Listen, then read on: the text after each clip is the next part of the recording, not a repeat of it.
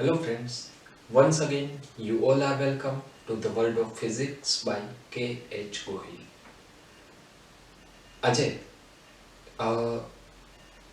ક્રાંતિ કોણ અને પૂર્ણ આંતરિક પરાવર્તનની આપણે વાત કરવાના છીએ તથા પૂર્ણ આંતરિક પરાવર્તનના ઉપયોગોની પણ ચર્ચા કરીશું. તો સૌપ્રથમ તો આપણે જોઈએ કે પૂર્ણ આંતરિક પરાવર્તન એ શું છે, એ ક્યારે શક્ય બને. તો આજનો જે લેક્ચર છે એ પૂર્ણ આંતરિક પરાવર્તન પરનો રહેશે.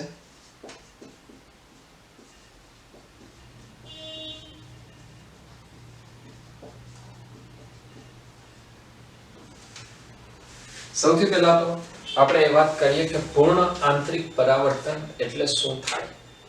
તો પૂર્ણ આંતરિક પરાવર્તનની વાત કરીએ એ પહેલા ફરીથી એક વખત એ વાતને આપણે નોટિસ કરીએ કે જો પ્રકાશનું કિરણ સપાટી પર આપાત થાય તો ત્યાં ત્રણ શક્યતાઓ રહેલી છે. આ ત્રણ શક્યતાઓ કઈ કઈ આવશે? તો પ્રથમ શક્યતા આવશે પ્રકાશનું પરાવર્તન, બીજી શક્યતા પ્રકાશનું વક્રીભવન અને ત્રીજી શક્યતા પ્રકાશનું શોષણ. તો જ્યારે માધ્યમ બદલે છે ત્યારે પ્રકાશનું વક્રીભવન થાય છે. આ વક્રીભવન કેવી રીતે થાય તેની આપણે આજે ચર્ચા કરીશું. તો સૌથી પહેલા તો પ્રકાશના વક્રીભવનને થોડું એવું સમજીશું અને વક્રીભવન બાદ પૂર્ણ આંતરિક પરાવર્તનની ઘટનાનો અભ્યાસ કરીશું. તો લેક્ચરની શરૂઆત કરીએ એક નાના એવા કન્સેપ્ટથી કે જેની અંદર આપણે પ્રકાશનું વક્રીભવન પ્રથમ જોઈશું. તો પ્રકાશના વક્રીભવનની ઘટનાની જો આપણે વાત કરીએ તો પ્રકાશનું વક્રીભવન ક્યાંથી શરૂઆત થશે? તો એના માટે આપણે સૌથી પહેલા બે માધ્યમ વિચારવા પડશે. તો અહીંયા હું બે માધ્યમ લઈ લઉં છું અને બે માધ્યમનો ઉપયોગ કરી અને આપણે કંઈક વક્રીભવનની ચર્ચા કરીએ. અહીંયા હું તમને એક જ આકૃતિની અંદર મારે ઘણી બધી સ્થિતિઓ આપી છે. માની લઈએ કે ઉપરનું માધ્યમ N1, નીચેનું માધ્યમ N2. આ જે બે માધ્યમો છે એ બે માધ્યમનો વક્રીભવનાંક અલગ અલગ છે. માની લઈએ કે આ જે માધ્યમ છે એનો વક્રીભવનાંક N1 છે અને આ માધ્યમનો વક્રીભવનાંક N2 છે. ઓકે, ચલો હું અહીંયા N1 કહી દઉં છું અને આ માધ્યમ માટે N2 કહી દઉં છું. તો સૌથી પહેલા જો આપણે વાત કરીએ તો પ્રકાશનું કિરણ બે માધ્યમને છૂટું પાડતી સપાટીને લંબ રૂપે આપાત થાય તો એ વક્રીભવન વગર સીધે સીધું જવાનું છે. આનો મતલબ કે અહીંયા જે પ્રકાશના કિરણની આપણે વાત કરશું એ જો લંબ રૂપે જાય તો એની અંદર થીટા બરાબર 0 આવશે. તો એ પ્રકાશનું કિરણ સીધે સીધું બીજા માધ્યમમાં જશે. એમાં વક્રીભવન થતું નથી કારણ કે થીટા બરાબર 0 છે. આપાત કોણ 0, વક્રીભૂત કોણ 0. ત્યારબાદ જો આ વાતને થોડી આગળ વધારીએ તો હવે માની લઈએ કે આ કોણમાં આપણે થોડો એવો વધારો કરીએ છીએ. આપાત કોણ આપણે વધારીએ છીએ. તો અહીંયાથી જ્યારે કોઈ વસ્તુને ઓબ્ઝર્વ કરવામાં આવશે તો આ વસ્તુને જ્યારે અહીંયાથી જોવામાં આવી ત્યારે હવે માધ્યમ બદલે છે અને એની સાથે સાથે ખૂણો પણ બદલે છે. તો આ ખૂણાને હું કહી દઉં છું θ1. θ1 કોણ માટે પ્રકાશનું કિરણ જવું જોઈએ સુરેખ, પણ એ કંઈક પોતાની ગતિની દિશા બદલાવે છે. ગતિની દિશા બદલાવે છે આનો મતલબ કે ન્યા ખૂણો θ1 જે આપાત કોણ હતો એ હવે કેટલો થાય છે? θ1' જે આપાત કોણ કરતા વક્રીભૂત કોણ મોટો છે તેવું દર્શાવે છે. અચ્છા, આ સ્થિતિનું નિર્માણ ક્યારે થાય? ક્યારે આપાત કોણ કરતા વક્રીભૂત કોણ મોટો હોય? તો જ્યારે પ્રકાશનું કિરણ ઘટ માધ્યમમાંથી પાતળા માધ્યમમાં જાય ત્યારે આપાત કોણ કરતા વક્રીભૂત કોણ મોટો હોય. આપણે સૂત્ર ભણી ગયા છીએ સ્નેલનો નિયમ. સ્નેલનો નિયમ શું કહે છે? સ્નેલનો નિયમ છે n1 sin θ1 n2 sin θ2. ખૂબ જ નાનો ખૂણો હોય તો n1 θ1 n2 θ2. તો આ શું બતાવે છે? જો n1 મોટું હોય તો θ1 નાનો હોય તો જ આ બંને સરખા થાય. n1 મોટું તો n2 નાનું અને n2 નાનું તો θ2 મોટો. મતલબ અહીંયા ખૂણો વધે છે. ખૂણો વધે તો વક્રી ભવનાંક ઘટતો હોય. મતલબ આજે આપણે સ્થિતિની વાત કરીએ છીએ. એક કઈ સ્થિતિ છે?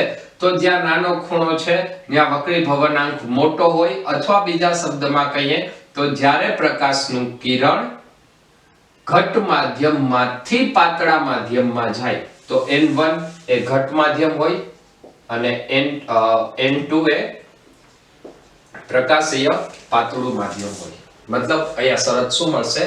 n1 is greater than n2. ચલો, આ વાત ક્લિયર છે? તો ફરીથી આપણે આ શરતની અંદર આ બિંદુનો આગળ વિચાર કરીએ. θ1 કોણે આપાત થયું? એ વક્રીભવન પામીને θ1 ડેશ જેટલા કોણે વક્રીભવન પામે છે. આના પછી જો આપણે હજી થોડો એવો કોણ વધારીએ, માની લઈએ કે આ કોણે આટલા કોણે આપાત થાય છે, તો આ સ્થિતિએ ફરી પાછો આપણને આપાત કોણ મળશે θ2. આ θ2 જે આપાત કોણ છે એના માટે ફરી પાછો વક્રીભૂત કોણ હજી એનાથી મોટો મળશે. માની લઈએ એ છે θ2 ડેશ. જો આનાથી આપણે હજી થોડો આપાત કોણમાં વધારો કરીએ તો આપાત કોણમાં જેમ વધારો કરશું એમ એની સાથે વક્રીભૂત કોણ પણ વધતો જશે. આ વક્રીભૂત કોણ એને હું કહી દઉં છું θ3 ડેશ. તો જેમ જેમ તમે આપાત કોણનું મૂલ્ય વધારો છો એમ આપાત કોણના મૂલ્યના વધારા સાથે વક્રીભૂત કોણમાં પણ વધારો થાય છે. પરંતુ એક શરત એવી આવશે કે જ્યારે એવો આપાત કોણ મળશે કે જે આપાત કોણ માટે પ્રકાશનું કિરણ છે એ બંને માધ્યમને છૂટી પાડતી સપાટી ઉપર જાય છે. મતલબ આ જે કોણ છે એ કોણ એવો મળ્યો કે જ્યાં વક્રીભૂત કોણ કેટલો થાય? 90 ડિગ્રીનો થાય. વક્રીભૂત કોણ θr કેટલો મળ્યો? 90 ડિગ્રી. એક નિશ્ચિત આપાત કોણ માટે. અને આ જે નિશ્ચિત આપાત કોણ છે એને આપણે કહેશું ક્રાંતિ કોણ, ક્રિટિકલ એંગલ. તો સૌથી પહેલા તો અહીંયા ક્રાંતિ કોણને આપણે સમજીએ. તો ક્રાંતિ કોણ એ શું છે? શા માટે એને ક્રાંતિ કોણ કીધું? એ એક એવો નિશ્ચિત કોણ દર્શાવે છે કે જે કોણ માટે વક્રીભૂત કિરણ બંને સપાટીને બંને માધ્યમોને જોડતી સપાટી ઉપર જાય છે. મતલબ અહીંયા વક્રીભૂત કોણ કેટલો થાય? 90 ડિગ્રી. બીજા શબ્દમાં કહીએ તો આને એટલા માટે ક્રાંતિ કોણ કીધો છે કે આ ખૂણો દર્શાવે છે કે પ્રકાશના કિરણનું વક્રીભવન થશે કે પરાવર્તન થશે. આ જ વાતને ચલો ફરીથી એક વખત ચેક કરીએ. 2 મિનિટ માટે માની લઈએ કે આપણે જે ક્રાંતિ કોણ છે, આપણો જે આપાત કોણ છે એ ક્રાંતિ કોણ કરતા પણ મોટો છે. જો આપાત કોણ ક્રાંતિ કોણ કરતા મોટો હોય, θ4 greater than c, ક્રાંતિ કોણ કરતા મોટો, તો આ પ્રકાશનું કિરણ એ ક્યાં જશે? એ જ માધ્યમમાં પાછું ફરશે. મતલબ ત્યાં શું થયું? પ્રકાશનું કિરણ એ માધ્યમમાં પાછું આવે છે. અને એટલા માટે આ ખૂણો એ અગત્યનો છે, જે ખૂણાને આપણે નામ આપેલું છે ક્રાંતિ કોણ. તો ફરીથી અહીંયા થોડું લખી લઈએ.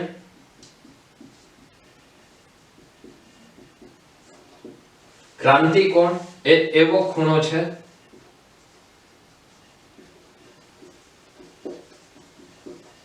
જે આપાત કોણ માટે વક્રીભૂત કોણ કેટલો હોય?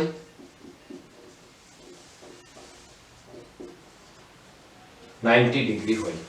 જે આપાત કોણ માટે વક્રીભૂત કોણ આપણને કેટલો મળશે? 90 ડિગ્રીનો મળે. આનો મતલબ કે જો આપાત કોણ ક્રાંતિ કોણ કરતા નાનો, ફરીથી હું શરત લખું છું, જો theta i less than theta c, તો ત્યાં શું થશે? વક્રીભવન, પ્રકાશનું કિરણ એક માધ્યમમાંથી બીજા માધ્યમમાં જાય છે. જો theta i greater than theta c, તો ત્યાં પ્રકાશનું કિરણ એ જ માધ્યમમાં પાછું ફરે છે ને એ માધ્યમમાં પાછું ફરવું એ ઘટનાને આપણે કહીએ છીએ પૂર્ણ આંતરિક પરાવર્તન. તો આ જે પૂર્ણ આંતરિક પરાવર્તન છે એ શું દર્શાવે છે? જ્યારે પ્રકાશનું કિરણ ક્રાંતિકોણ કરતા મોટા કોણે આપાત થાય તો એ જ માધ્યમમાં પાછું ફરે છે. એ જ માધ્યમમાં પાછું ફરવું, આ ઘટના એને કહેવાય પૂર્ણ આંતરિક પરાવર્તન. ચલો ક્લિયર છે આ? તો હવે અહીંયા ફરીથી આપણે ત્રીજી એક શરત જોઈ લઈએ. Theta i is equal to c. Theta i એ ક્રાંતિ કોણ જેટલો હોય તો પરિણામ શું આવશે? તો પ્રકાશનું કિરણ બંને માધ્યમને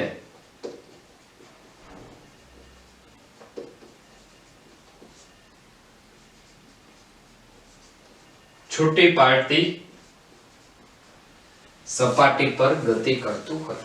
પ્રકાશનું કિરણ બંને માધ્યમને છૂટી પાડતી સપાટી પર ગતિ કરતું હોય.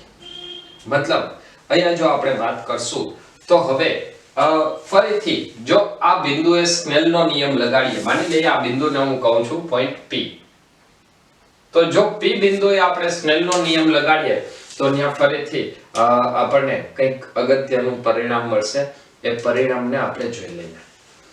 અચ્છા, અહીંયા સુધીમાં આપણે જે વાત કરી એની અંદર પ્રકાશનું કિરણ કેમાંથી કેમાં જાય છે? ઘટ માધ્યમમાંથી પાતળા માધ્યમમાં. જો પ્રકાશનું કિરણ ઘટ માધ્યમમાંથી પાતળા માધ્યમમાં જાય તો પ્રકાશનું કિરણ લંબથી દૂર તરફ જશે, મતલબ ખૂણો મોટો થાય. ચલો તો અહીંયા હવે સ્નેલનો નિયમ લગાડીએ તો અહીંયા આપણને કંઈક પરિણામ મળશે. પરિણામ હું લખું છું. સ્નેલના નિયમ પરથી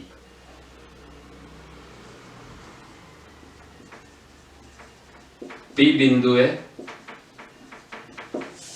સ્નેલનો નિયમ લગાડતા.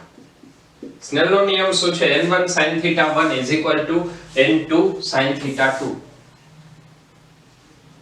n1 sin θ1 = n2 sin θ2. જો n1 sin θ1 = n2 sin θ2 હોય તો હવે આનો મતલબ એવો થાય કે અહીંયા θ1 એ ક્રાંતિ કોણ છે. θ1 એ શું છે? ક્રાંતિ કોણ. જો θ1 એ ક્રાંતિ કોણ હોય તો અહીંયા લખાય n1 sin c = n2 sin 90. ક્રાંતિ કોણ માટે વક્રીભૂત કોણ કેટલો? 90 ડિગ્રીનો. તો n1 sin c = n2 sin 90. ફરીથી આની અંદર આપણે વાત કરીએ તો sin c = n2, n1 sin c = n2 into 1, અથવા અહીંયા લખાય sin c = n2 by n1. sin c = n2 by n1, જ્યાં n2 એ કેવું માધ્યમ થશે? તો n2 એ પ્રકાશીય પાતળું માધ્યમ થાય અને n1 એ પ્રકાશીય ઘટ માધ્યમ થશે. n2 એ હંમેશા કેવું માધ્યમ હોય? પ્રકાશીય પાતળું માધ્યમ. અને n1 એ કેવું આવશે? પ્રકાશીય ઘટ માધ્યમ. ચલો આટલું ક્લિયર છે. તો આના ઉપરથી ફરીથી જો આપણે શરત લઈએ કે જો પ્રકાશીય પાતળું માધ્યમ હવાને લેવામાં આવે, પ્રકાશીય પાતળા માધ્યમ તરીકે જો હવા લેવામાં આવે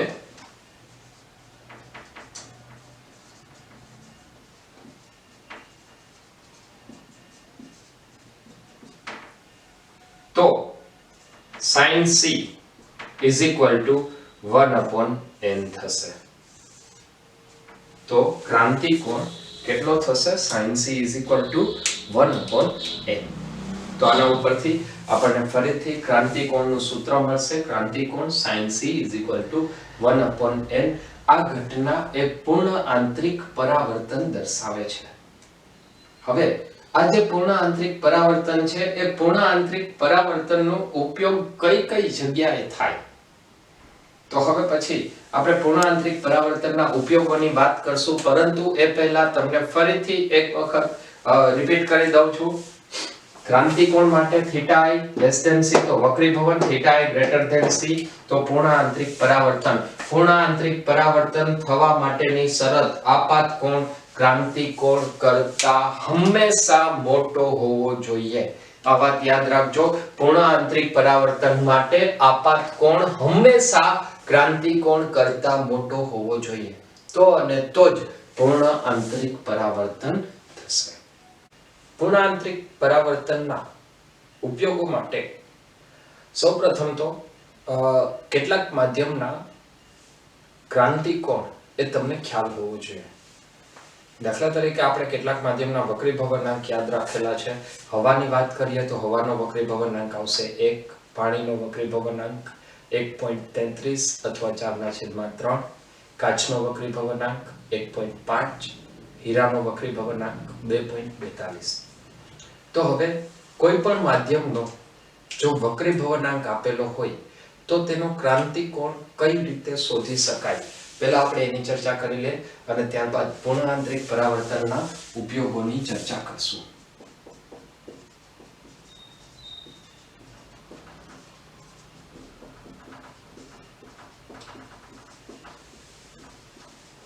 માધ્યમના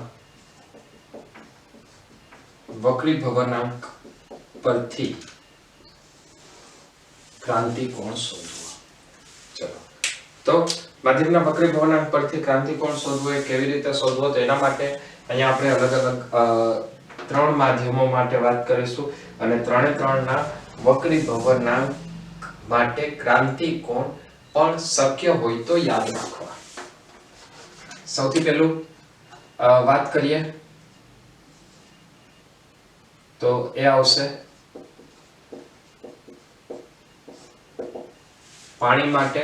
તો પાણી માટે આપણે વક્રીભવનાંક લઈએ છીએ Ng is equal to 4/3. આપણી પાસે સૂત્ર છે sin c is equal to 1/n. 1/n એટલે 1 divided by 4/3 અથવા 3/4. તો અહીંયા આવશે sin c is equal to 0.7500 અને જો sin c is equal to 0.7500 હોય તો આનું જો આપણે સાદુરૂપ આપશું તો એ આવશે લગભગ 48.75 ડિગ્રી.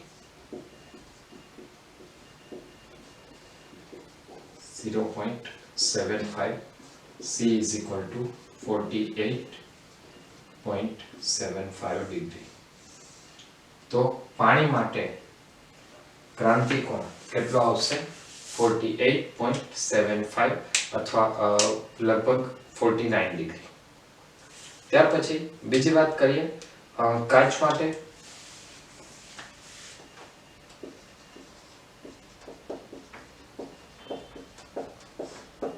કાચ માટે જો વક્રીભવનાંક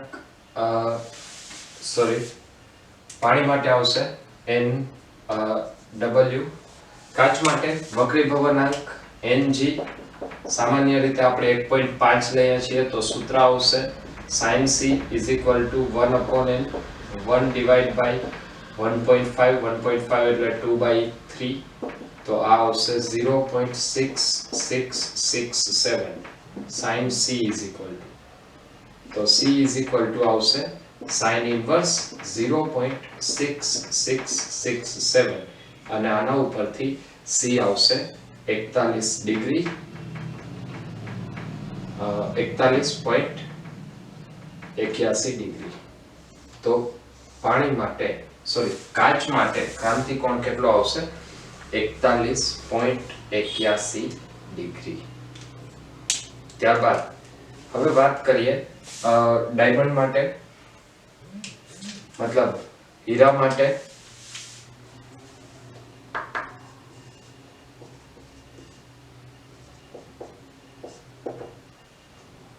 હીરા માટે જે વક્રીભવનાંક છે એ છે 2.42.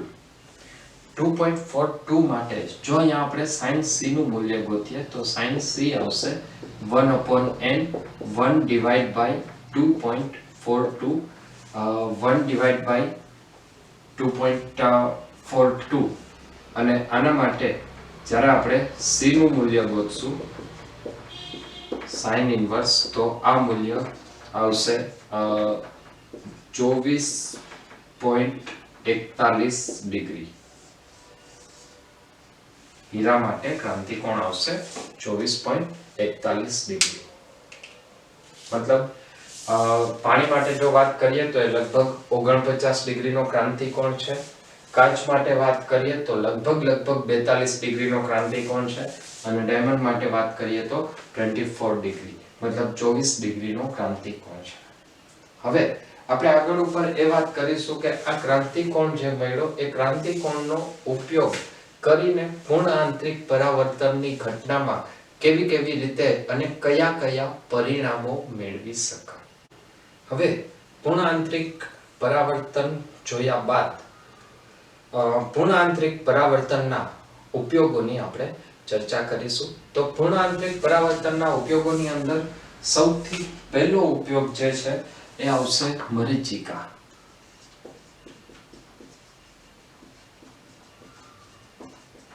પૂર્ણ આંતરિક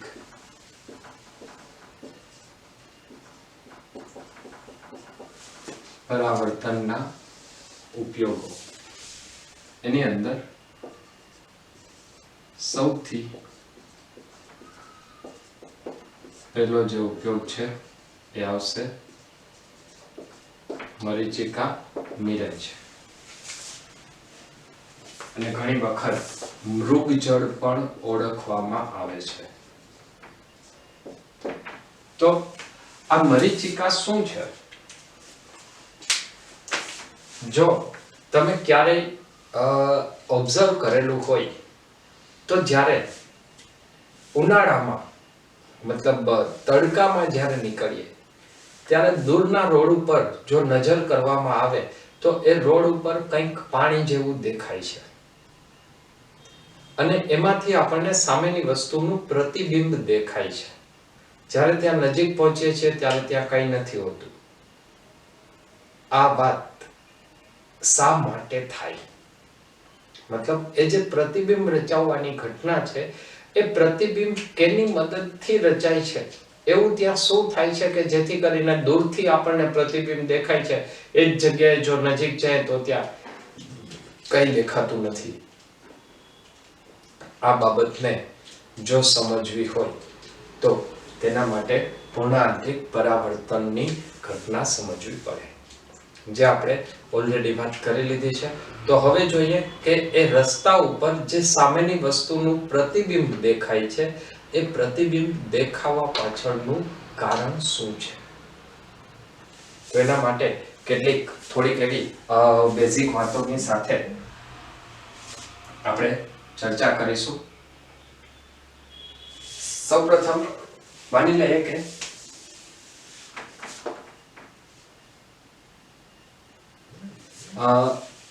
અહીંયા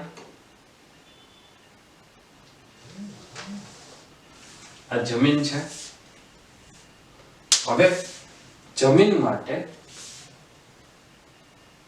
જ્યારે ઉનાળાની વાત કરીએ મતલબ બપોરની વાત કરીએ તો સૂર્યમાંથી જે પ્રકાશના કિરણો આવે છે આ સૂર્યમાંથી આવતા પ્રકાશના કિરણો એ વિદ્યુત ચુંબકીય તરંગો છે, મતલબ એની અંદર કોઈ પ્રકારની વિદ્યુત ઉર્જા અને ચુંબકીય ઉર્જા છે અને એના પરિણામે એ પોતે ઉર્જા ધરાવે છે એવું કહી શકાય.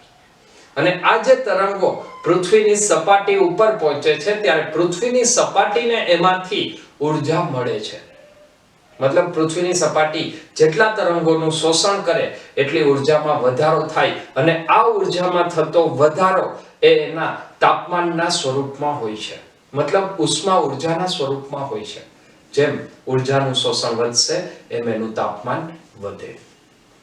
તો આનો મતલબ એવો થાય કે સૂર્યમાંથી જે પણ પ્રકાશના કિરણો આવે છે એ પ્રકાશના કિરણો સપાટી દ્વારા શોષણ પામે છે. અને જો એ પ્રકાશના કિરણો સપાટી દ્વારા શોષણ પામે તો હવે પૃથ્વીની સપાટી જે છે એ સપાટીનું તાપમાન વધતું જાય.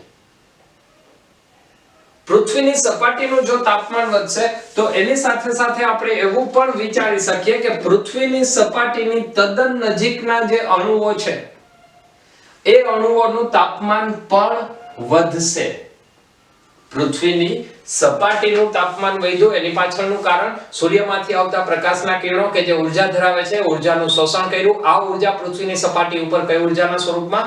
ઉષ્મા ઉર્જાના સ્વરૂપમાં હોય, જેના પરિણામે ત્યાં ઉષ્મા ઉર્જામાં વધારો થાય અથવા તેનું તાપમાન વધે છે.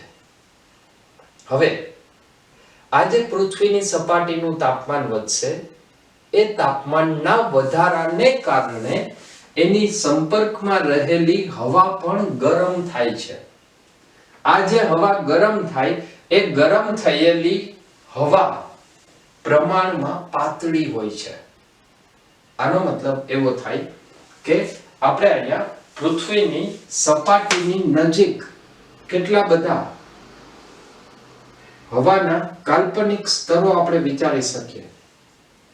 અને આ જે કાલ્પનિક સ્તરો આપણે વિચારીએ છીએ એ કાલ્પનિક સ્તરોમાં જે સૌથી નીચેનું સ્તર છે તેનો વક્રીભવનાંક,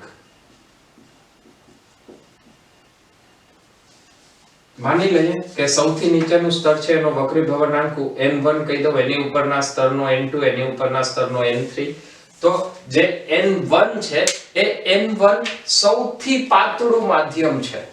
સૌથી પાતળું માધ્યમ છે મતલબ એનો વક્રીભવનાંક સૌથી ઓછો હોય, કારણ કે તે ગરમ વધારે છે, ત્યાં ટેમ્પરેચર વધારે છે. તો અહીંયા જેમ ઉપર જતા જઈએ, પૃથ્વીની સપાટીથી ઉપર જઈએ તેમ વક્રીભવનાંક વધતો જાય છે. મતલબ આ ત્રણ માધ્યમની જે આપણે વાત કરી એમાં n1 is greater than n2 is greater than n3 થાય છે. મતલબ સૌથી પહેલી વાત કે અહીંયા જે માધ્યમ છે એ માધ્યમ જે અત્યાર સુધી આપણે વક્રીભવનાંક 1 લેતા હતા એની બદલે હવે અહીંયા માધ્યમમાં વક્રીભવનાંક બદલે છે. અને જ્યારે પણ પ્રકાશનું કિરણ એક વક્રીભવનાંક વાળા માધ્યમમાંથી બીજા વક્રીભવનાંક વાળા માધ્યમમાં જાય તો હંમેશા તે તેની ગતિની દિશા બદલાવે છે. મતલબ ત્યાં પ્રકાશનું વક્રીભવન થાય છે. આવી જ કંઈક ઘટના અહીંયા પણ થશે. માની લઈએ કે એક વ્યક્તિ છે, એ વ્યક્તિ ખૂબ જ દૂર આવેલા ઝાડને પોતે જુએ છે. તો એ વ્યક્તિની આંખમાંથી જે પ્રકાશનું કિરણ આવે છે એ પ્રકાશનું કિરણ ક્યાં જશે? રોડ ઉપર. એ રોડ ઉપર જવાને બદલે ત્યાંથી થોડું એવું વિચલન પામશે. વિચલન પામી અને એની ગતિની દિશા બદલાવશે. ગતિની દિશા બદલાવવાની સાથે સાથે એક સ્થિતિ એવી આવશે કે આ પ્રકાશનું કિરણ આગળ જઈ અને ગતિની દિશા બદલાવતા ત્યાં પૂર્ણ આંતરિક પરાવર્તન થાય. અને આ પૂર્ણ આંતરિક પરાવર્તનને કારણે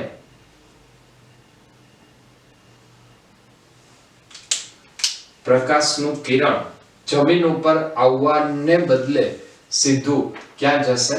સામે જે વસ્તુ છે એ વસ્તુ ઉપર જાય. આનો મતલબ કે અહીંયા તમે જોવાનો પ્રયત્ન શું કરો છો? જમીનનું આ બિંદુ, જમીનનું એ બિંદુ જોવાનો પ્રયત્ન કરો છો, પરંતુ પ્રકાશનું પૂર્ણ આંતરિક પરાવર્તન થયું. એ પૂર્ણ આંતરિક પરાવર્તનને કારણે તમને દેખાણું શું? આ સામેનું બિંદુ. મતલબ માની લઈએ કે અહીંયા, ચલો આપણે થોડી વાર માટે માની લઈએ કે અહીંયા એક કોઈ પદાર્થ છે, તો તમને ત્યાં દેખાશે શું? તો ત્યાં આપણને આ વસ્તુનું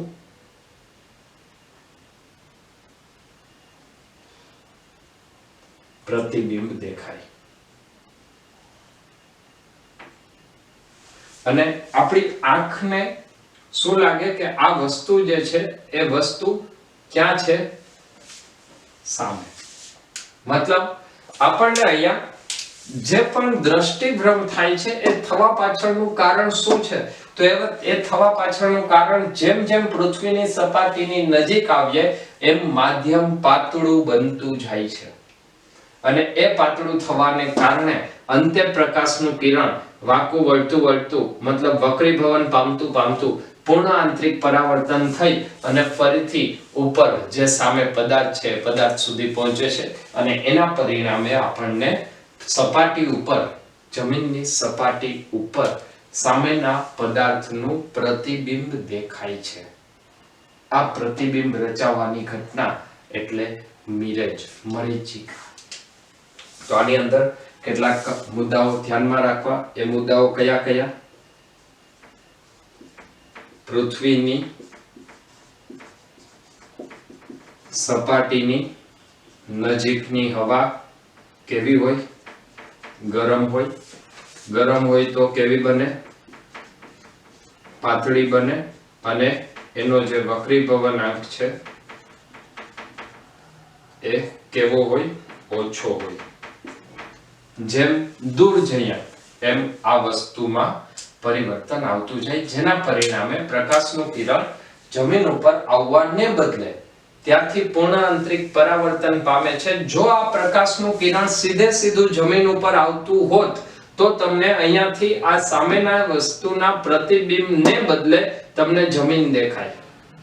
પરંતુ અહીંયા હવાનો જે વક્રીભવનાંક ચેન્જ થાય છે એ વક્રીભવનાંકને કારણે પૂર્ણ આંતરિક પરાવર્તન થાય છે અને જેને આપણે મરીચિકા તરીકે ઓળખીએ છીએ. તો આ પૂર્ણ આંતરિક પરાવર્તનનો પ્રથમ ઉપયોગ આવશે અને એ છે મરીચિકા એટલે કે મૃગજળ. હવે પૂર્ણ આંતરિક પરાવર્તનના બીજા ઉપયોગો જોઈએ તો તેની અંદર બીજો ઉપયોગ આવશે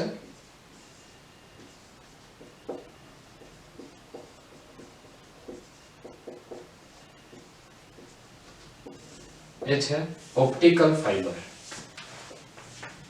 ઓપ્ટિકલ ફાઇબર એ એક એવી રચના છે કે જેની અંદર માહિતીના સિગ્નલનું ટ્રાન્સમિશન ખૂબ જ સરળતાથી કરી શકાય છે.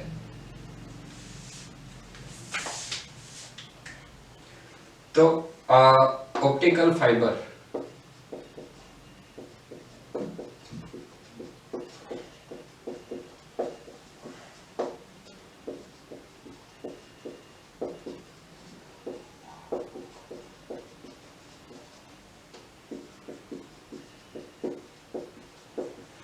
માહિતીના સિગ્નલને સરળતાથી ટ્રાન્સમિટ કરવા માટે તેનો ઉપયોગ થાય છે.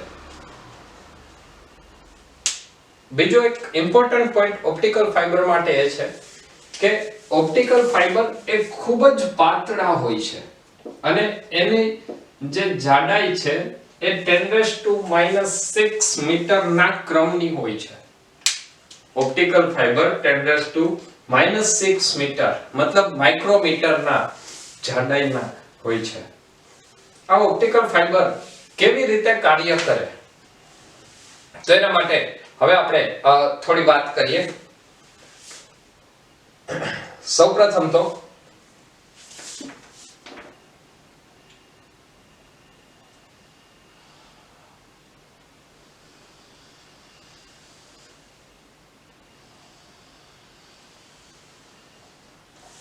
ઓપ્ટિકલ ફાઇબરનું જે માધ્યમ છે એ માધ્યમને આપણે કહીશું N1.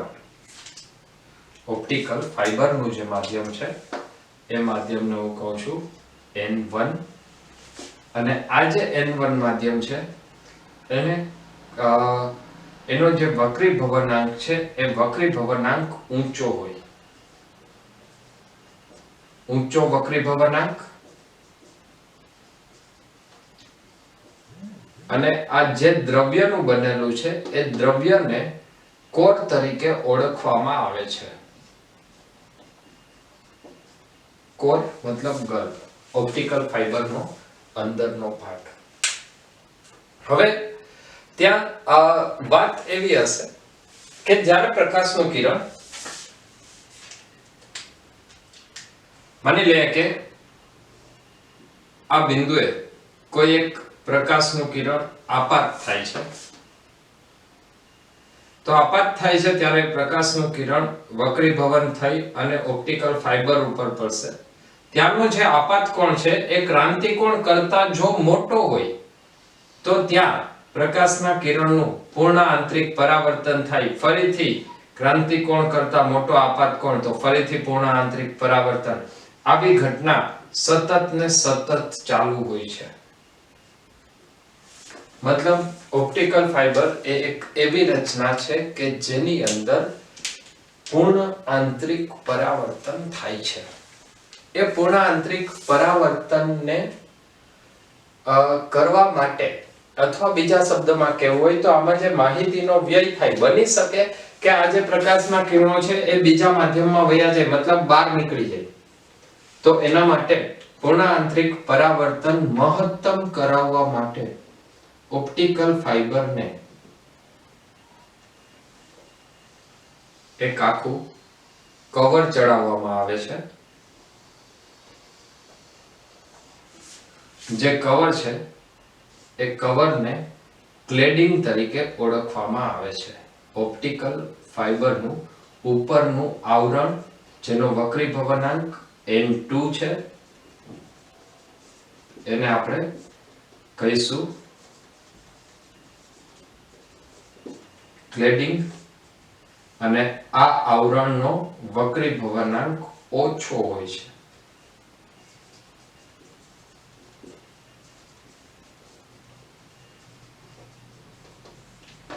હવે ત્યાં ખરેખર પરિસ્થિતિ શું હશે, તો જ્યારે અહીંયાથી પ્રકાશનું કિરણ આપાત થાય છે, એ આપાત થઈને વક્રીભવન બાદ જેવો અહીંયા સપાટી ઉપર આવશે તો કોરનો વક્રીભવનાંક વધારે છે, ક્લેડિંગનો વક્રીભવનાંક ઓછો છે, એટલે ત્યાંથી સહેજ પણ પ્રકાશનું કિરણ બહાર નીકળી શકવાનું નથી.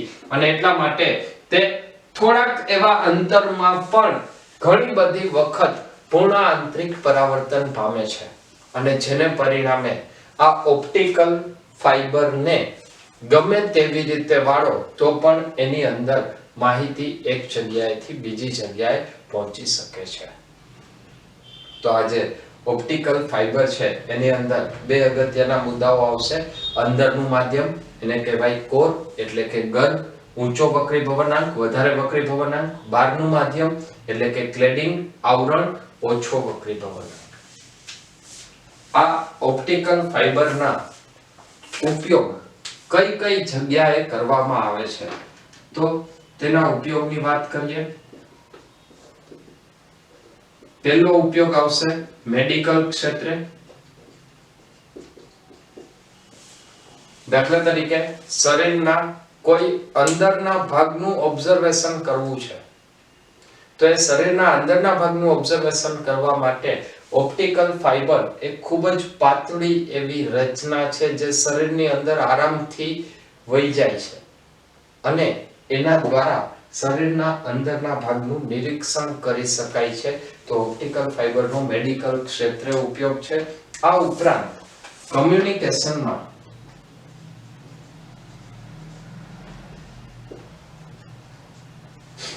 કમ્યુનિકેશનમાં પણ ઓપ્ટિકલ ફાઇબરનો ખૂબ જ મોટા પ્રમાણમાં ઉપયોગ થાય છે. એની પાછળનું કારણ એ છે કે ઓપ્ટિકલ ફાઇબરથી જે માહિતી ટ્રાન્સમિટ થશે, જે સિગ્નલો ટ્રાન્સમિટ થાય છે, એ સિગ્નલો ખૂબ જ સારા પ્રમાણમાં દૂર સુધી પહોંચે છે, કારણ કે ત્યાં માહિતીનો વ્યય થતો નથી. આવું જ ઓપ્ટિકલ ફાઇબર જો તમારે જોવું હોય તો જે બ્રોડબેન્ડનું કનેક્શન હોય છે, એ બ્રોડબેન્ડના કનેક્શનની અંદર પણ જે વાયર આવે છે એ વાયર ઓપ્ટિકલ ફાઇબર હોય છે. એની અંદર એકદમ ટ્રાન્સપરન્ટ કલર જેવો એક પ્લાસ્ટિકનો ખૂબ જ પાતળો તાર દેખાશે, એ તાર એટલે ઓપ્ટિકલ ફાઇબર. અને એની પાછળનું કારણ પણ એ જ છે કે બ્રોડબેન્ડની અંદર જે નેટવર્ક સ્પીડ છે, નેટવર્ક સ્પીડ ખૂબ જ ઊંચી હોય છે. તો એ ઓપ્ટિકલ ફાઇબરને આભારી છે. મતલબ કમ્યુનિકેશન સિસ્ટમમાં પણ ઓપ્ટિકલ ફાઇબરનો ઉપયોગ થાય છે, જ્યારે મેડિકલ ક્ષેત્રે પણ ઓપ્ટિકલ ફાઇબર અગત્યનું છે. ત્યારબાદ જો પૂર્ણ આંતરિક પરાવર્તનના અન્ય ઉપયોગોની વાત કરીએ તો ત્રીજો ઉપયોગ આવશે હીરો એટલે કે ડાયમંડ. તો ડાયમંડ માટે આપણે ઓલરેડી વાત કરી લીધી છે, એ જ વાતને હું અહીંયા રિપીટ કરું છું. ડાયમંડ માટે એનો વક્રીભવનાંક છે 2.42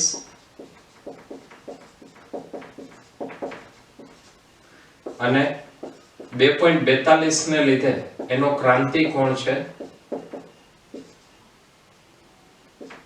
21.41 ડિગ્રી. ક્રાંતિ કોણ છે 21.41 ડિગ્રી, જે શું બતાવે છે કે ડાયમંડ માટે 2.42 નો વક્રીભવનાંક છે. આ વક્રીભવનાંકને કારણે એનો ક્રાંતિ કોણ ખૂબ જ ઓછો છે. અને આ જે ઓછો ક્રાંતિ કોણ છે, એ ઓછા ક્રાંતિ કોણને કારણે જ્યારે તમે પરિણામ મેળવશો તો પ્રકાશનું કિરણ જો આના કરતા સહેજ પણ મોટા કોણે આપાત થાય તો ત્યાં પૂર્ણ આંતરિક પરાવર્તન થશે. દાખલા તરીકે માની લઈએ કે આપણે અહીંયા એક ડાયમંડનું ઉદાહરણ લઈએ.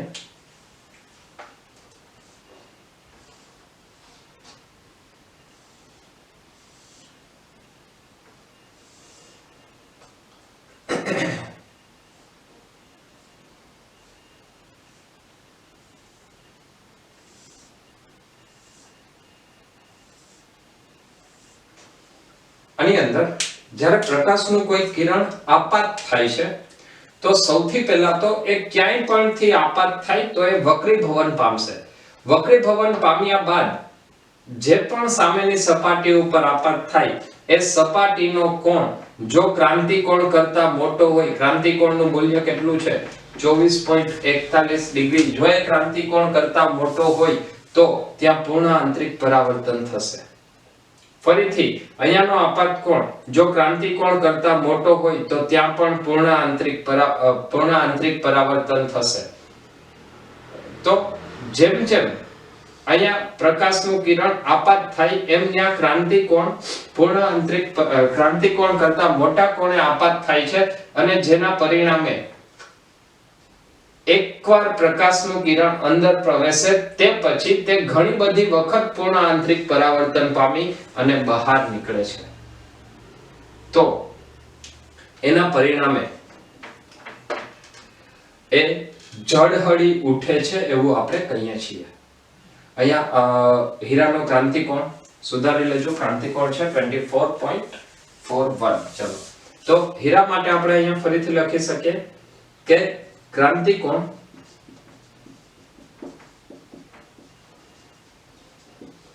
ખૂબ જ ઓછો હોવાથી પ્રકાશનું કિરણ એક વખત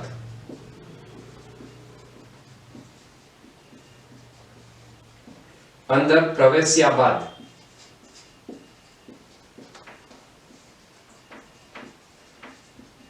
ઘણી વખત પૂર્ણ આંતરિક પરાવર્તન પામે છે,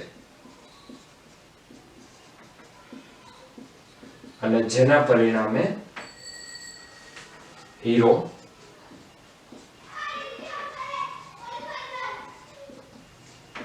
ઝળહળે છે, હીરો ચળકાટ ધરાવે છે. તો આ હીરા માટેની વાત થઈ. ત્યારબાદ એનો જો ચોથો ઉપયોગ જોઈએ તો એ આવશે પ્રિઝમ. પ્રિઝમની અંદર પણ કેટલીક ખાસ શરતો માટે આપણે વક્રી ભવનાંકનો અને વક્રી ભવનાંકની સાથે સાથે ક્રાંતિકોણનો ઉપયોગ કરીએ છીએ. પ્રિઝમની મદદથી ઘણી બધી વખત તમે જોશો તો કોઈ એક નિશ્ચિત એંગલ માટે તમને સામેની વસ્તુ દેખાય છે, જ્યારે બીજા એક એંગલ માટે તમને નીચેની અથવા કોઈ એંગલ માટે તમને ફરીથી તે જ બાજુની વસ્તુ દેખાય. તો આ વાત કેવી રીતે શક્ય બને? તો એના માટે પૂર્ણ આંતરિક પરાવર્તનની ઘટના જવાબદાર છે. એના માટે અહીંયા હું તમને બે ઉદાહરણ આપીશ અને ત્યારબાદ આપણે પૂર્ણ આંતરિક પરાવર્તન ઉપર ઘણા બધા ક્વેશ્ચન્સ સોલ્વ કરીશું. તો સૌથી પહેલા આપણે પ્રિઝમ માટે પૂર્ણ આંતરિક પરાવર્તનનું એક ઉદાહરણ લઈએ. દાખલા તરીકે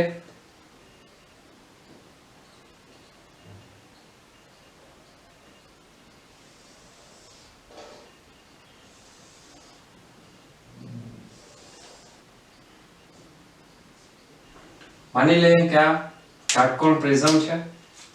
એ કાટકોણ પ્રિઝમ માટે કોઈ પ્રકાશનું કિરણ સીધે સીધું લંબ રૂપે આપાત થાય છે. જો પ્રકાશનું કિરણ લંબ રૂપે આપાત થાય તો તે કોઈ પણ વક્રીભવન પામ્યા વગર સીધું જ ગતિ કરવાનું છે. અને વક્રીભવન પામ્યા વગર ગતિ કરે તો આ ખૂણો 90 ડિગ્રીનો છે, આ પણ 90 ડિગ્રી મળશે. અને આ જો 45 નો હોય તો આ કોણ પણ 45 નો થાય. પરિણામે આ ખૂણો આવશે 45 ડિગ્રી. અને 45 ડિગ્રી એ વક્રી ભવનાંક કરતા મોટો ખૂણો છે.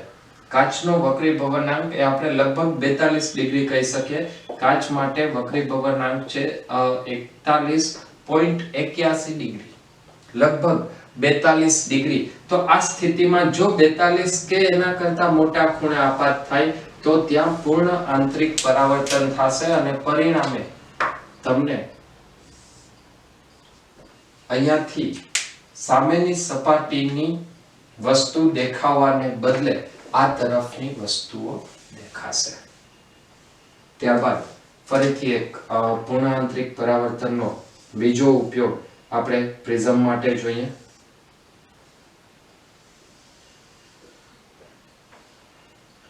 દાખલા તરીકે ફરીથી અહીંયા એક કાટકોણ પ્રિઝમ છે. તો આ કાટકોણ પ્રિઝમ માટે જો પ્રકાશનું કિરણ લંબ રૂપે સપાટીને લંબ રૂપે આપાત થાય તો એ પ્રકાશનું કિરણ ફરીથી 45 ના કોણે આપાત કોણે થાય છે.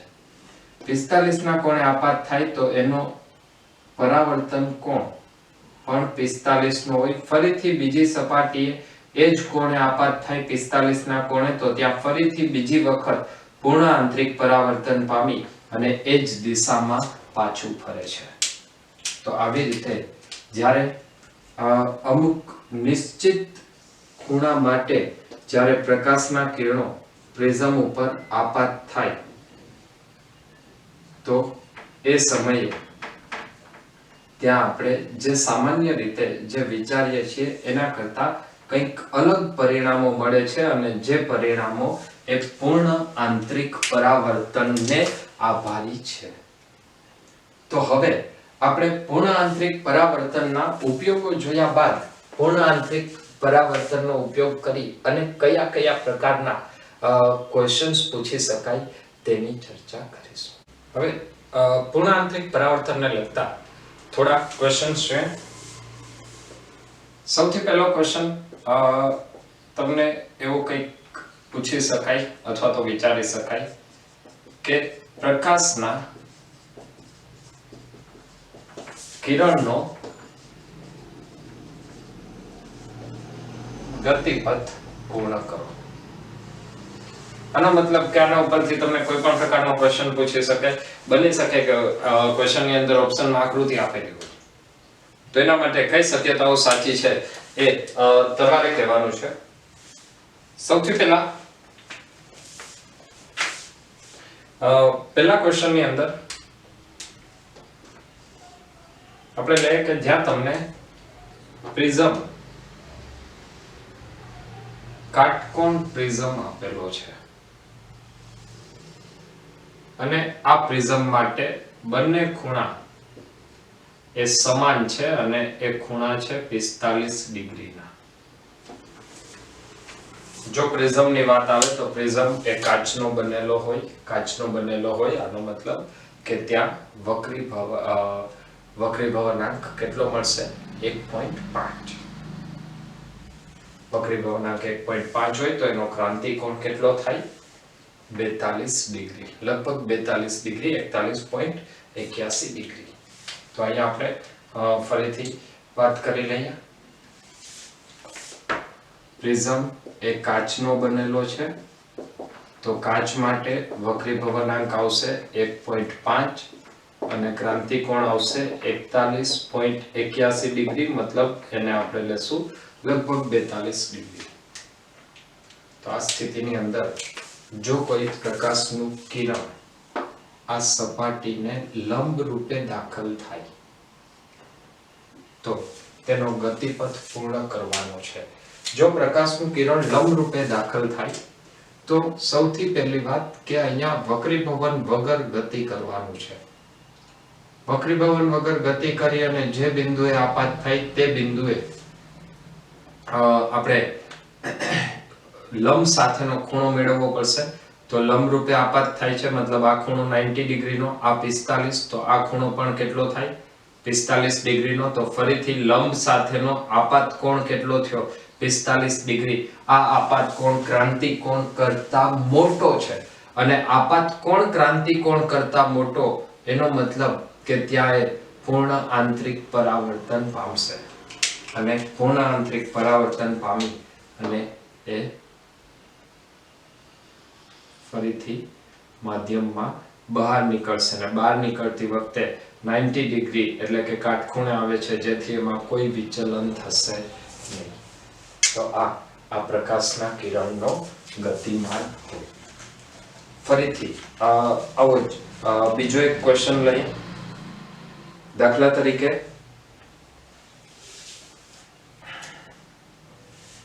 કાટકોણ પ્રિઝમ માટે જ ફરીથી હું એક ક્વેશ્ચન આપું છું.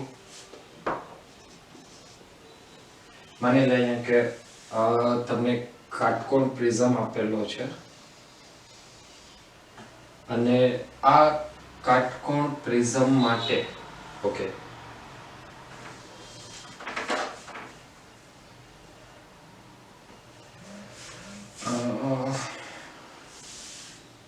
ચલો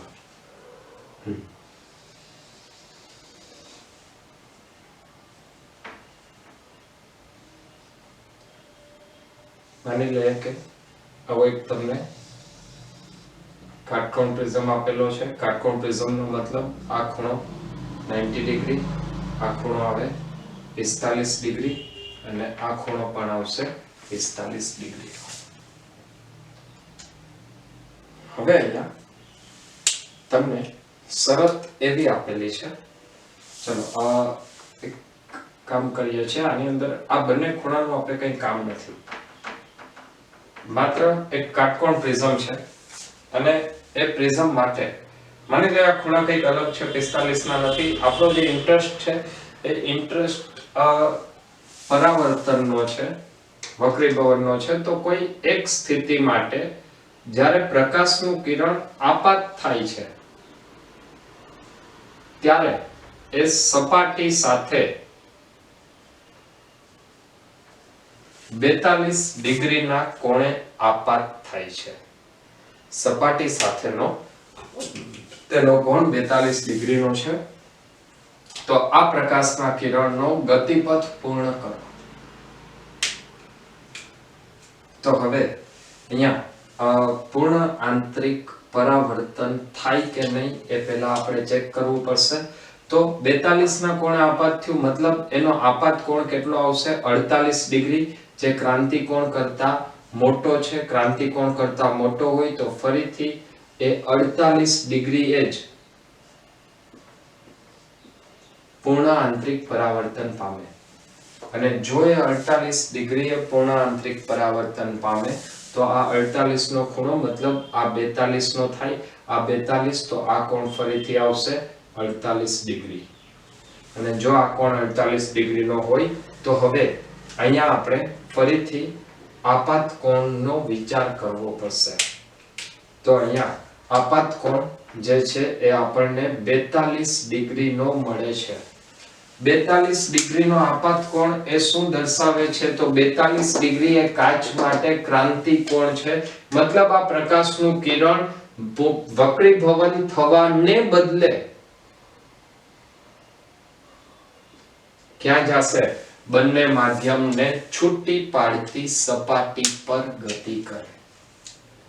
તો તમને કંઈક આવા પ્રકારના ક્વેશ્ચન દ્વારા પૂર્ણ આંતરિક પરાવર્તનનો ઉપયોગ કરી અને ક્વેશ્ચન્સ પૂછી શકાય. હવે ફરીથી ક્વેશ્ચન જોઈએ. આપેલ આકૃતિમાં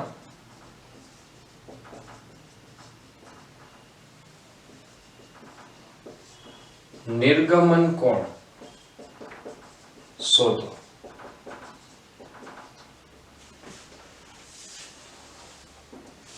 નિર્ગમન કોણ આપણે શોધવાનો છે. નિર્ગમન કોણ આકૃતિ તમને અહીંયા આપેલી હશે. માની લે કે સૌથી પહેલો ક્વેશ્ચન છે જેની અંદર તમને કંઈક આવી સ્થિતિ આપેલી છે.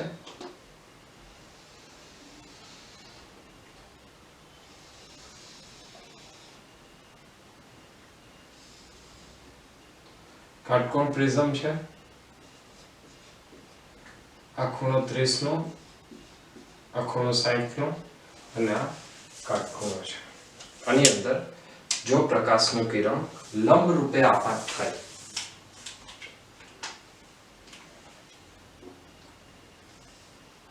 જો પ્રકાશનું કિરણ લંબ રૂપે આપાત થાય તો તેનો નિર્ગમન કોણ શોધો.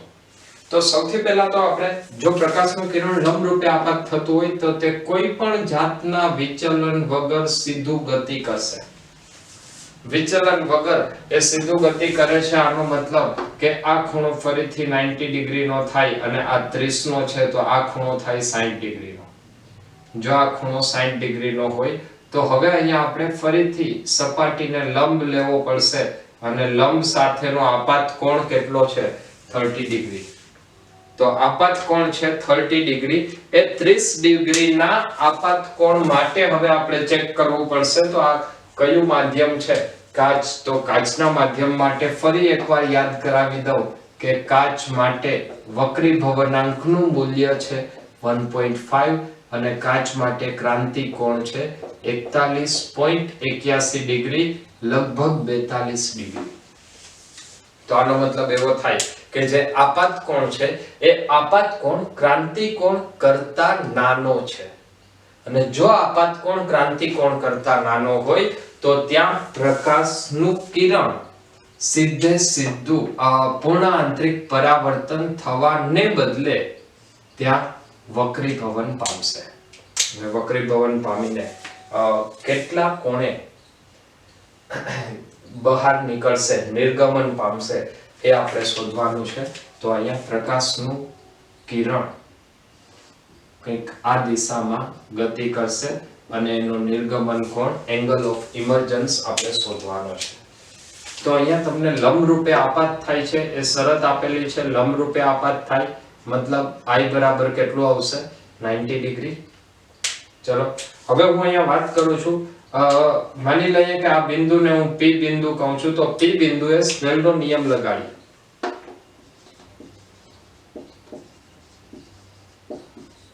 P બિંદુએ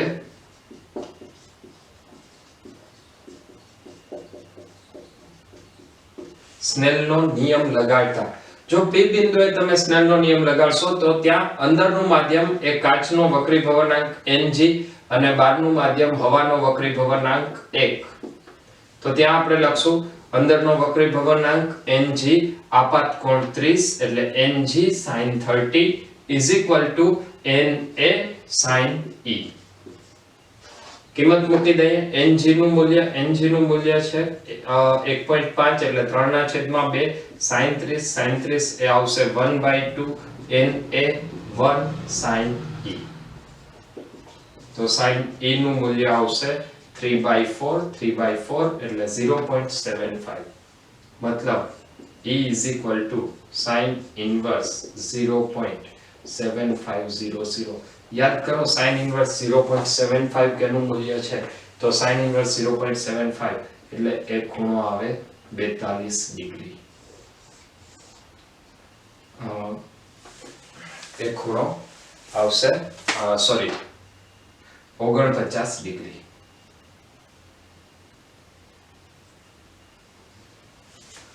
તો sin inverse 0.75 એ કેટલાનો ખૂણો થશે 49 લગભગ 49 ડિગ્રીનો કોણ બતાવે ત્યારબાદ આવો જ એક બીજો ક્વેશ્ચન જોઈએ જેની અંદર ફરીથી તમને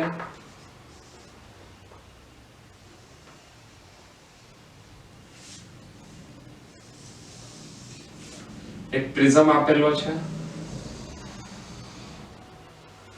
અને એ પ્રિઝમ માટે પ્રકાશનું કિરણ લંબ રૂપે સપાટીને લંબ રૂપે આપાત થાય છે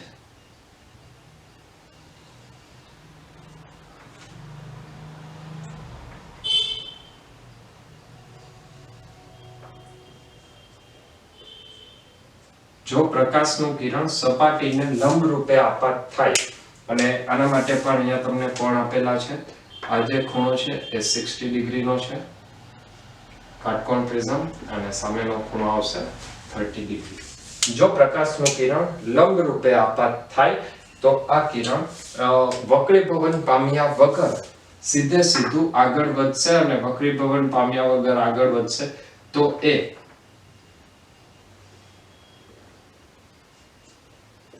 30 ડિગ્રી એટલે કે જો આપણે આપાત કોણ ગોતીએ તો 60 ડિગ્રીએ આપાત થાય અને જો આ પ્રકાશનું કિરણ 60 ડિગ્રી આપાત થાય તો ફરીથી અહીંયા આપાત કોણ એ ક્રાંતિ કોણ કરતા મોટો છે અને જે દર્શાવે છે કે આપાત કોણ ક્રાંતિ કોણ કરતા મોટો તો તેટલા જ કોણે પૂર્ણ આંતરિક પરાવર્તન થશે મતલબ ફરીથી એ 60 ડિગ્રીએ પૂર્ણ આંતરિક પરાવર્તન પામે પૂર્ણ આંતરિક પરાવર્તન પામે ત્યારે ફરીથી આપણે આ સપાટી માટે ક્રાંતિ કોણ ચેક કરવો પડશે તો એ સપાટી માટે આપાત કોણ કેટલો છે 30 ડિગ્રી અને ક્રાંતિ કોણ છે 42 ડિગ્રી તો 30 ડિગ્રીના આપાત કોણ એ ક્રાંતિ કોણ કરતા નાનું મૂલ્ય છે અને ક્રાંતિ કોણ કરતા નાનું મૂલ્ય છે પરિણામે આ પ્રકાશનું કિરણ કાચના માધ્યમમાંથી હવાના માધ્યમમાં ગતિ કરશે અને આ ખૂણો નિર્ગમન કોણ એ જેટલો થાય તો આના માટે ફરીથી આપણે અહીંયા સ્નેલનો નિયમ લગાડવો પડશે તો હું અહીંયા ફરીથી કોઈ એક બિંદુ P વ્યાખ્યાયિત કરું છું અને P બિંદુએ સ્નેલનો નિયમ લગાડીએ છીએ તો આપણે વાત કરશું P બિંદુએ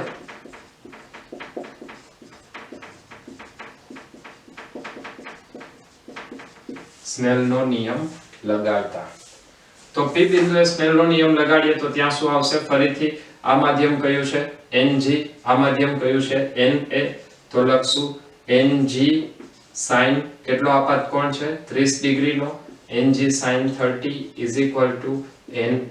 sin e Ng sin 30 Na sin e મતલબ અહીંયા ફરીથી એ જ મૂલ્ય રિપીટ થવાનું છે Ng 1.5 sin 30 1/2 Na 1 sin e તો અહીંયા આવશે sin e = 0.75 e = sin inverse 0.75 અને e નું મૂલ્ય કેટલું આવશે 49 ડિગ્રી તો નિર્ગમન કોણ કેટલો થાય 49 ડિગ્રીનો થશે હવે ફરીથી એક ક્વેશ્ચન છે દાખલા તરીકે તમને એવો ક્વેશ્ચન આપેલો છે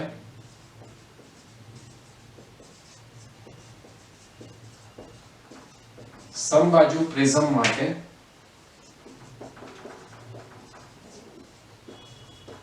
પ્રકાશનું કિરણ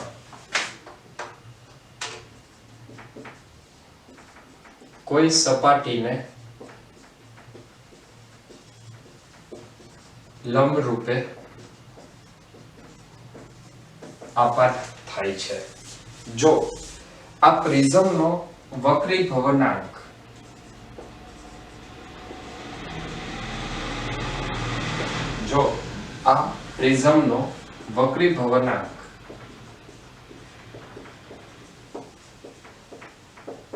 √2 હોય તથા ઉપરોક્ત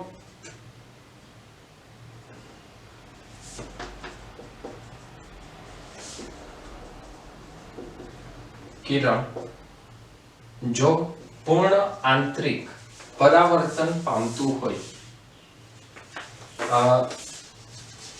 ચલો પ્રિઝમનો વક્રી થાય છે પ્રિઝમનો વક્રીભવનાંક √2 છે આ પ્રિઝમને કોઈ અજ્ઞાત પ્રવાહીમાં ડુબાડવામાં આવેલ છે અજ્ઞાત પ્રવાહીમાં ડુબાડતા તે સામેની સપાટી પર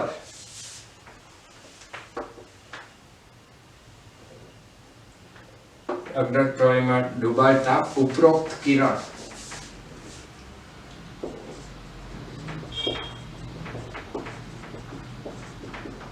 સામેની સપાટી પર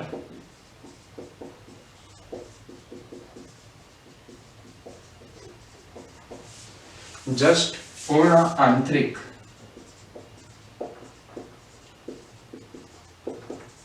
પરાવર્તન પામે છે તો આ પ્રવાહીનો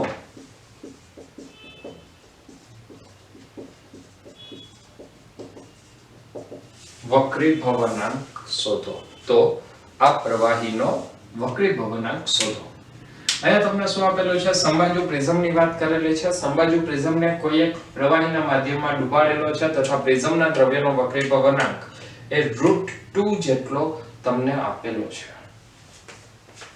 તો ફરીથી શરૂઆત કરશું એક સમબાજુ પ્રિઝમથી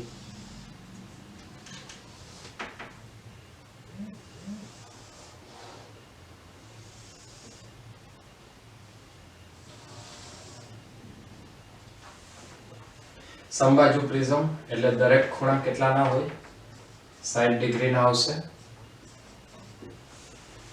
હવે એના ઉપર કોઈ એક પ્રકાશનું કિરણ લંબ રૂપે આપાત થઈ અને સામેની સપાટીએ જસ્ટ પૂર્ણ આંતરિક પરાવર્તન પામે છે મતલબ આ જે પ્રકાશનું કિરણ છે એ સપાટી ઉપર લંબ રૂપે આપાત થાય છે અને લંબ રૂપે આપાત થઈ અને જસ્ટ પૂર્ણ આંતરિક પરાવર્તન પામે છે મતલબ આ જે ખૂણો છે એ કેટલો હોવો જોઈએ ક્રાંતિકોણ જેટલો હોવો જોઈએ તો જ ત્યાં જસ્ટ પૂર્ણ આંતરિક પરાવર્તન શબ્દનો ઉપયોગ કરી શકાય આ ખૂણો 90 ડિગ્રી તો આ પણ 90 ડિગ્રી પ્રિઝમ કોણ 60 ડિગ્રી તો આ ખૂણો આવશે 30 ડિગ્રી એનો મતલબ અહીંયા આપણને પરિણામ મળશે C = 60 ડિગ્રી ક્રાંતિકોણ કેટલાનો છે 60 ડિગ્રીનો થાય હવે અહીંયા ક્રાંતિકોણ જે 60 ડિગ્રીનો થયો છે એ ક્રાંતિકોણ માટે પ્રિઝમને પ્રવાહીમાં ડુબાડેલો છે આ પ્રિઝમને અજ્ઞાત પ્રવાહીમાં ડુબાડેલો છે અને પ્રિઝમને અજ્ઞાત પ્રવાહીમાં ડુબાડેલો છે ત્યારે એનો ક્રાંતિકોણ 60 ડિગ્રીનો મળે છે તો આ સ્થિતિ માટે આપણે પ્રવાહીનો વક્રીભવનાંક શોધવાનો છે તો પ્રવાહીના વક્રીભવનાંક માટે સૂત્ર આવશે sin c = 1/n જ્યાં n એ પ્રિઝમનો વક્રીભવનાંક અને ઉપર જો હવાનું માધ્યમ હોય તો ત્યાં આપણે Na લખીએ છીએ એટલા માટે 1 લીધું, અને જો પ્રવાહીનું લખવું હોય તો ત્યાં આપણે લખશું Nl. ક્લિયર છે? અત્યાર સુધી આપણે હવાના માધ્યમની વાત કરી હતી. હવાના માધ્યમ માટે આપણે Na બરાબર 1 હતું એટલા માટે અહીંયા કઈ લખતા નતા. હવે અહીંયા પ્રવાહીની વાત છે તો આપણું સૂત્ર આવશે Nl/Np. sin c ક્રાંતિકોણ. ક્રાંતિકોણ તમને આપેલો છે 60 ડિગ્રીનો જસ્ટ પૂર્ણાંતરિક પરાવર્તન, મતલબ sin 60 Nl જે આપણને ખબર નથી ડિવાઈડ બાય Np.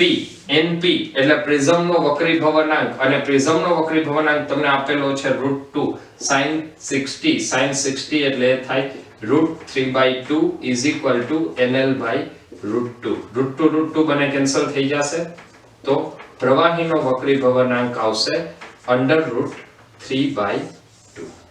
ચલો, પ્રવાહીનો વક્રીભવનાંક √3/2 થશે. ફરીથી એક નવા કન્સેપ્ટ માટે સૌપ્રથમ એક ક્વેશ્ચન તમને આપું છું, અને ત્યારબાદ એ કન્સેપ્ટ જોઈને આપણે એ ક્વેશ્ચનને સોલ્વ કરશું. દાખલા તરીકે ક્વેશ્ચન લઈએ. 5/3 જેટલો વક્રીભવનાંક ધરાવતા 8 સેન્ટીમીટર જાડાઈના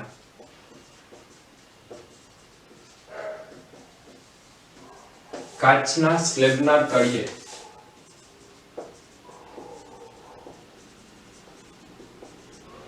એક બિંદુવત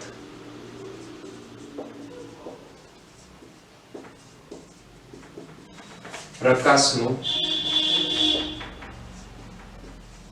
ઉદ્ગમ આવેલું છે. આ પ્રકાશ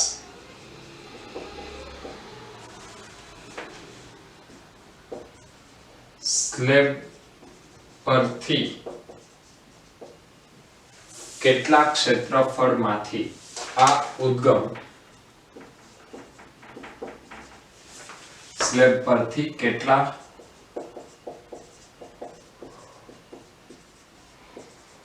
ક્ષેત્રફળમાંથી જોઈ શકાશે. ચલો, સૌથી પહેલા તો અહીંયા તમને જે ક્વેશ્ચન આપેલો છે એ ક્વેશ્ચનને આપણે સમજી લઈએ. તમને વાત કરેલી છે એક કાચના સ્લેબની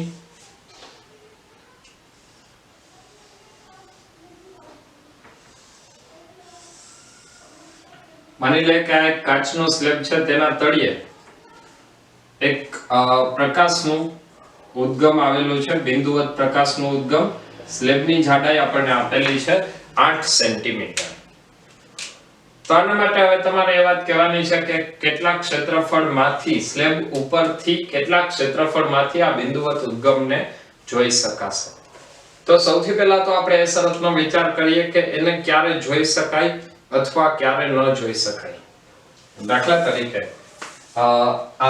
આના માટે એક ફરીથી નવો કન્સેપ્ટ જોઈએ. આ જ વાતનો પહેલા અહીંયા આપણે એક અલગ આકૃતિમાં વિચાર કરીએ. માની લઈએ કે આ એક ઘટ માધ્યમ છે, વક્રીભવનાંક n જેટલો છે. જો અહીંયા કોઈ એક પ્રકાશનું ઉદ્ગમ હોય અથવા ત્યાં એક સિક્કો પડેલો છે અથવા બિંદુવત પદાર્થ છે, તો એ બિંદુવત પદાર્થમાંથી જે પણ પ્રકાશના કિરણો જશે એ પ્રકાશનું કિરણ જો લંબ રૂપે જાય તો એ કોઈ પણ પ્રકારના વક્રીભવન વગર સીધે સીધું બહાર નીકળશે. જેમ જેમ એ આપાત કોણ વધતો જાય એમ આપાત કોણ વધતા તેનો વક્રીભવન કોણ વધતો જશે. આપાત કોણ વધે તો વક્રીભવન કોણ વધે. એક સ્થિતિ એવી આવશે કે જે સ્થિતિએ જો આપાત કોણ ક્રાંતિકોણ જેટલો થાય, આપાત કોણ ક્રાંતિકોણ જેટલો થાય તો આ સ્થિતિએ પ્રકાશનું કિરણ એ માધ્યમને છૂટી પાડતી સપાટીએ આગળ વધશે.